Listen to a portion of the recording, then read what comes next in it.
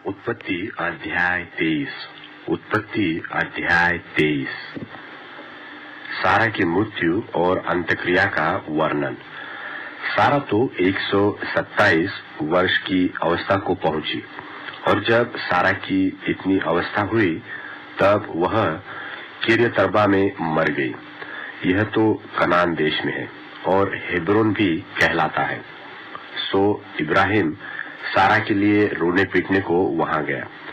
तब इब्राहिम अपने मुर्दे के पास से उठकर हित्तियों से कहने लगा, मैं तुम्हारे बीच पहुन और परदेशी हूँ। मुझे अपने मध्य में कब्रिस्तान के लिए ऐसी भूमि दो जो मेरी निज की हो जाए, कि मैं अपने मुर्दे को गाड़ के अपनी आंख की ओट करूं। हित्तियों ने इब्राहिम से कहा, हे हमारे प्रभु, हमारी सुन, तू तो हमारे बीच में बड़ा प्रधान है। सो हमारी कब्रों में से जिसको तू चाहे उसमें अपने मुर्दे को गाड़। हम में से कोई तुझे अपनी कब्र के लेने से न रोकेगा कि तू अपने मुर्दे को उसमें गाड़ने न पाए। तब इब्राहिम उठकर खड़ा हुआ और हित्तियों के सन्मुख, जो उस देश के निवासी थे, दंडवत करके कहने लगा, यदि तुम्हारी यह इच्छा हो कि मैं अपने मुर्दे को गाड़ के अपनी आंख की ओट करूं, तो मेरी प्रार्थना है कि सोहर के पुत्र एप्रोन से मेरे लिए विनती करो कि वह अपनी मकपेला वाली गुफा, जो अपनी भूमि की सीमा पर है, उसका पूरा दाम लेकर मुझे दे दे, कि वह तुम्हारे बीच कब्रिस्तान के लिए मेरी निज भूमि हो जाए। और एप्रोन तो हित्तियों के बीच वहां बैठा हुआ था। सो जितने हित्ती उसके नगर के फाटक से होकर भीतर जाते थे, उन सबों के सामने उसने इब्राहिम को उत्तर दिया कि हे मेरे प्रभु, ऐसा नहीं, मेरी सुन, वह भूमि मैं तुझे देता हूँ, और उसमें जो गुफा है वह भी मैं तुझे देता हूँ। अपने जात भाइयों के सन्मुख मैं उसे तुझको दिया देता हूँ। सो अपने मुर्दे को कब्र में रख। तब इब्राहिम ने उस देश के निवासियों के सामने दंडवत की और उनके सुनते हुए एप्रोन से कहा, यदि तू ऐसा चाहे तो मेरी सुन, उस भूमि का जो दाम हो वह मैं देना चाहता हूँ, उसे मुझसे ले ले, तब मैं अपने मुर्दे को वहां गाड़ूंगा।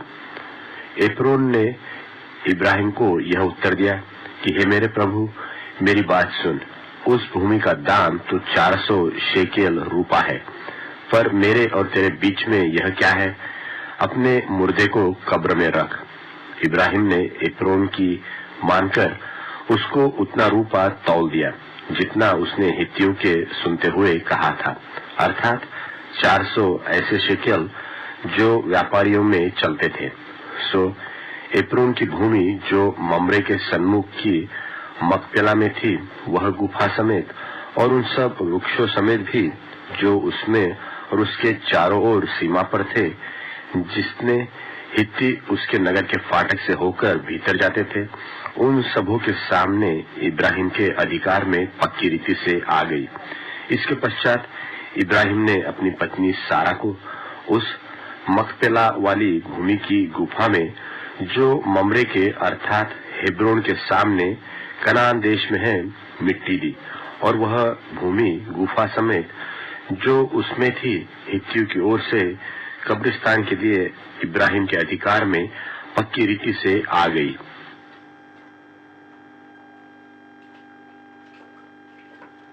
उत्पत्ति अध्याय 24। उत्पत्ति अध्याय 24। इसहाक के विवाह का वर्णन। इब्राहिम वृद्ध था और उसकी आयु बहुत थी, और यहोवा ने सब बातों में उसको आशीष दी थी। सो इब्राहिम ने अपने उस दास से, जो उसके घर में पुरनिया और उसकी सारी संपत्ति पर अधिकारी था, कहा, अपना हाथ मेरी जांघ के नीचे रख और मुझसे आकाश और पृथ्वी के परमेश्वर यहोवा की इस विषय में शपथ खा कि तू मेरे पुत्र के लिए कनानियों की लड़कियों में से, जिनके बीच में मैं रहता हूँ, किसी को न ले आएगा। परंतु तू मेरे देश में मेरे ही कुटुंबियों के पास जाकर मेरे पुत्र इसहाक के लिए एक पत्नी ले आएगा। दास ने उससे कहा, कदाचित वह स्त्री इस देश में मेरे साथ आना न चाहे तो क्या मुझे तेरे पुत्र को उस देश में जहाँ से तू आया है ले जाना पड़ेगा? इब्राहिम ने उससे कहा, चौकस रह, मेरे पुत्र को वहाँ कभी न ले जाना। स्वर्ग का परमेश्वर यहोवा, जिसने मुझे मेरे पिता के घर से और मेरी जन्मभूमि से ले आकर मुझसे शपथ खाकर कहा कि मैं यह देश तेरे वंश को दूंगा, वही अपना दूत तेरे आगे आगे भेजेगा कि तू मेरे पुत्र के लिए वहां से एक स्त्री ले आए, और यदि वह स्त्री तेरे साथ आना न चाहे तब तो तू मेरी इस शपथ से छूट जाएगा, पर मेरे पुत्र को वहां न ले जाना। तब उस दास ने अपने स्वामी इब्राहिम की जांघ के नीचे अपना हाथ रखकर उससे इसी प्रकार की शपथ खाई। तब वह दास अपने स्वामी के ऊंटों में से 10 ऊंट छांटकर उसके सब उत्तम उत्तम पदार्थों में से कुछ कुछ ले चला और मेसोपोटामिया में नाहोर के नगर में आ पहुंचा, और उसने ऊंटों को नगर के बाहर एक कुएं के पास बैठाया। वह संध्या का समय था, जिस समय स्त्रियां जल भरने के लिए निकलती है। सो वह कहने लगा, हे मेरे स्वामी इब्राहिम के परमेश्वर यहोवा, आज मेरे कार्य को सिद्ध कर और मेरे स्वामी इब्राहिम पर करुणा कर। देख, मैं जल के इस सोते के पास खड़ा हूँ और नगरवासियों की बेटियां जल भरने के लिए निकली आती है। सो ऐसा होने दे कि जिस कन्या से मैं कहूँ कि अपना घड़ा मेरी ओर झुका कि मैं पीऊं, और वह कहे कि ले पी ले, पीछे मैं तेरे ऊंटों को भी पिलाऊंगी, सो वही हो जिसे तूने अपने दास इसहाक के लिए ठहराया हो। इस रीति से मैं जान लूंगा कि तूने मेरे स्वामी पर करुणा की है। और ऐसा हुआ कि जब वह कह ही रहा था कि रिबका, जो इब्राहिम के भाई नाहोर के जन्माए मिल्का के पुत्र बतूएल की बेटी थी, वह कंधे पर घड़ा लिए हुए आई। वह अति सुंदर और कुमारी थी और किसी पुरुष का मुंह न देखा था। वह कुएं में सोते के पास उतर गई और अपना घड़ा भर के फिर ऊपर आई। तब वह दास उससे भेंट करने को दौड़ा और कहा, अपने घड़े में से थोड़ा पानी मुझे पिला दे। उसने कहा, हे मेरे प्रभु, ले पी ले। और उसने फुर्ती से घड़ा उतारकर हाथ में ले लिया और उसको पिला दिया।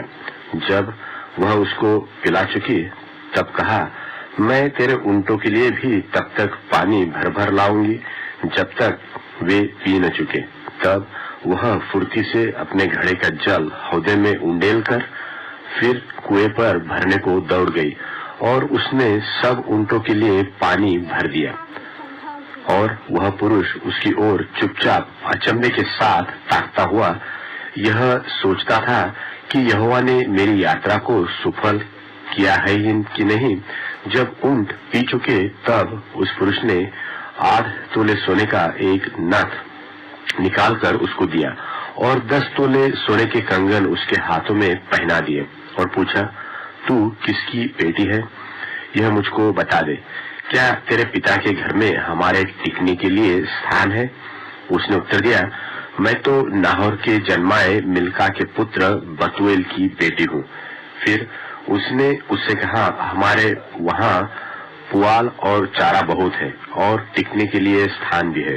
तब उस पुरुष ने सिर झुकाकर यहोवा को दंडवत करके कहा, धन्य है मेरे स्वामी इब्राहिम का परमेश्वर यहोवा कि उसने अपनी करुणा और सच्चाई को मेरे स्वामी पर से हटा नहीं दिया। यहोवा ने मुझको ठीक मार्ग पर चलाकर मेरे स्वामी के भाई बंधुओं के घर पहुंचा दिया है। और उस कन्या ने दौड़कर अपनी माता के घर में यह सारा वृत्तांत कह सुनाया। तब लाबान, जो रिबका का भाई था, सो बाहर कुएं के निकट उस पुरुष के पास दौड़ा गया।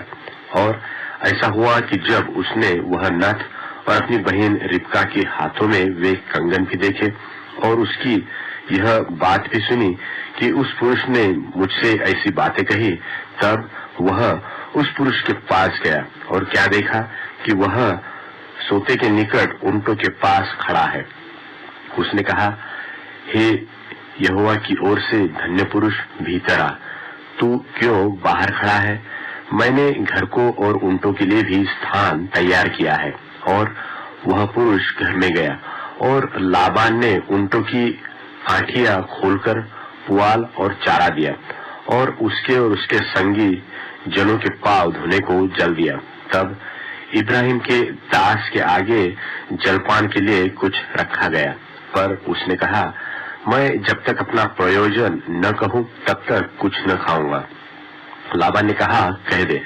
तब उसने कहा, मैं तो इब्राहिम का दास हूँ और यहोवा ने मेरे स्वामी को बड़ी आशीष दी है, सो वह महान पुरुष हो गया है। और उसने उसको भेड़ बकरी, गाय बैल, सोना रूपा, दास दासिया, ऊंट और गधे दिए हैं। और मेरे स्वामी की पत्नी सारा के बुढ़ापे में उसने एक पुत्र उत्पन्न हुआ है और उस पुत्र को इब्राहिम ने अपना सब कुछ दे दिया है। और मेरे स्वामी ने मुझे यह शपथ खिलाई कि मैं उसके पुत्र के लिए कनानियों की लड़कियों में से जिनके देश में वह रहता है कोई स्त्री न ले आऊंगा। मैं उसके पिता के घर और कुल के लोगों के पास जाकर उसके पुत्र के लिए एक स्त्री ले आऊंगा। तब मैंने अपने स्वामी से कहा, कदाचित वह स्त्री मेरे पीछे न आए। तब उसने मुझसे कहा, यहोवा जिसके सामने मैं चलता हूँ वह तेरे संग अपने दूत को भेजकर तेरी यात्रा को सफल करेगा। सो तू मेरे कुल और मेरे पिता के घराने में से मेरे पुत्र के लिए एक स्त्री ले आ सकेगा। तू तब ही मेरी इस शपथ से छूटेगा जब तू मेरे कुल के लोगों के पास पहुंचेगा, अर्थात यदि वे मुझे कोई स्त्री न दे तो तू मेरी शपथ से छूटेगा। सो मैं आज उस कुएं के निकट आकर कहने लगा, हे मेरे स्वामी इब्राहिम के परमेश्वर यहोवा, यदि तू मेरी इस यात्रा को सफल करता हो तो देख, मैं जल के इस कुएं के निकट खड़ा हूँ। सो ऐसा हो कि जो कुमारी जल भरने के लिए निकल आए और मैं उससे कहूँ, अपने घड़े में से मुझे थोड़ा पानी पिला, और वह मुझसे कहे कि पी ले, और मैं तेरे ऊंटों के पानी के लिए भी पानी भर दूंगी, वह वही स्त्री हो जिसको तूने मेरे स्वामी के पुत्र के लिए ठहराया हो।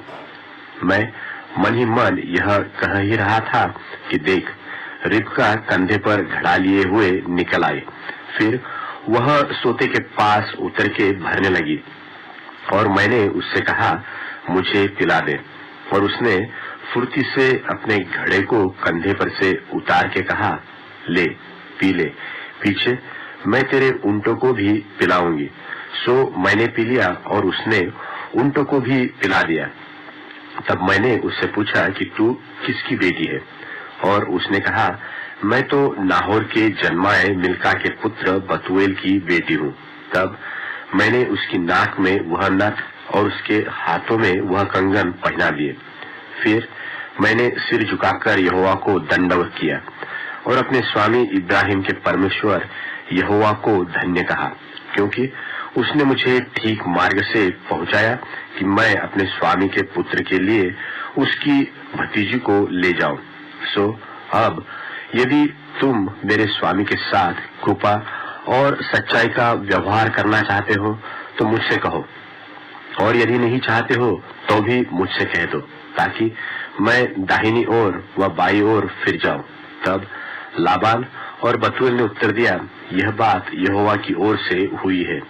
सो हम लोग तुझसे न तो भला कह सकते हैं न बुरा। देख, रिबका तेरे सामने है, उसको ले जा, और वह यहोवा के वचन के अनुसार तेरे स्वामी के पुत्र की पत्नी हो जाए। उनका यह वचन सुनकर इब्राहिम के दास ने भूमि पर गिर के यहोवा को दंडवत किया। फिर उस दास ने सोने और रूपे के गहने और वस्त्र निकालकर रिबका को दिए, और उसके भाई और माता को भी उसने अनमोल अनमोल वस्तुएं दी। तब उसने अपने संगी जनों समेत भोजन किया और रात वही बिताई, और तड़के उठकर कहा, मुझको अपने स्वामी के पास जाने के लिए विदा करो। रिबका के भाई और माता ने कहा, कन्या को हमारे पास कुछ दिन अर्थात कम से कम 10 दिन रहने दे, फिर उसके पश्चात वह चली जाएगी।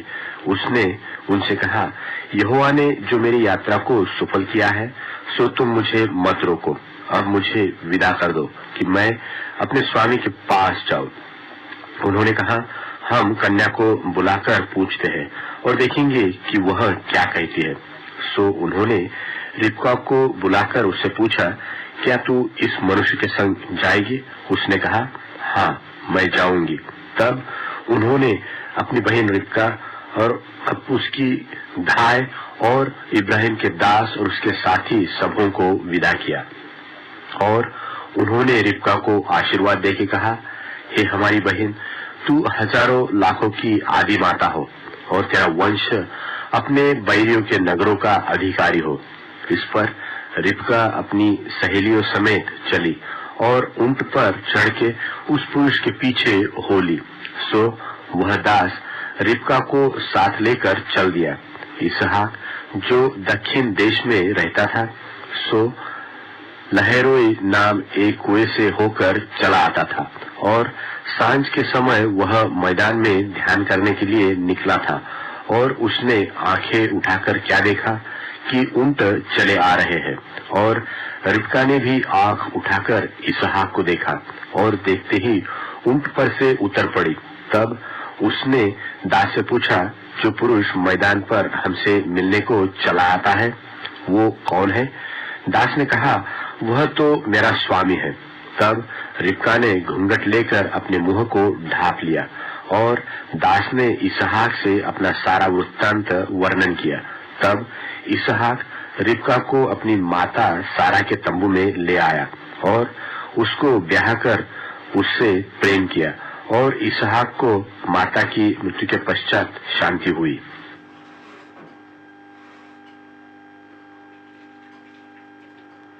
उत्पत्ति अध्याय 25। उत्पत्ति अध्याय 25। इब्राहिम के उत्तर चरित्र और मृत्यु का वर्णन। तब इब्राहिम ने एक और पत्नी ब्याह ली, जिसका नाम कतूरा था, और उससे जिम्रान, योक्षान, मदना, मिद्यान, इश्बाक और शूह उत्पन्न हुए, और योक्षान से शबा और ददान उत्पन्न हुए, और ददान के वंश में अशूरी, लतूशी और लुम्मी लोग हुए, और मिद्यान के पुत्र एपा, एपेर, हनोक, अबिदा और एल्दा हुए। ये सब कतूरा के संतान हुए।